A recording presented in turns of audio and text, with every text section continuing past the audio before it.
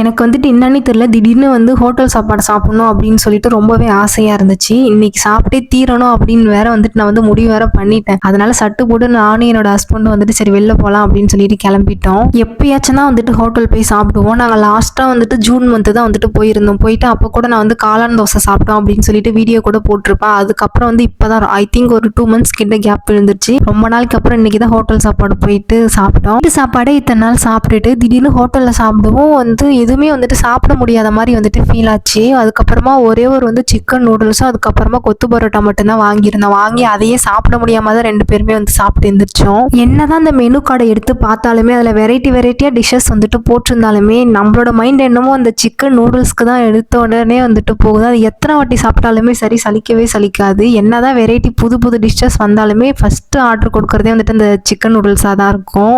சாப்பிட போகிறதே எப்பயாச்சும் தானேப்பா வெளில போகிறோம். நம்ம ஏதாவது இந்த வாட்டி புதுசாக டிஷ் வந்துட்டு ட்ரை பண்ணலாம் அப்படின்னு சொல்லி என் ஹஸ்பண்டை கூட்டிகிட்டு போவேன். ஆனால் அங்கே போயிட்டு மனசு மாதிரி ஆட்டோமேட்டிக்காக சிக்கன் நூடுல்ஸ் தான் வந்துட்டு கொடுப்பேன். அதுக்கப்புறமா ஜூஸ் குடிக்கலாம் அப்படின்னு சொல்லிட்டு ஜூஸ் கடைக்கு போயிருந்தோம். பிளாக் கரண்ட் ஃப்ளேவரில் வந்துட்டு ஃபலூடா தான் வந்துட்டு சாப்பிட்டுட்டு அதுக்கப்புறமா அங்கேருந்து கிளம்பணும். நெக்ஸ்ட் வீடியோவில் பார்க்கலாம். Bye bye.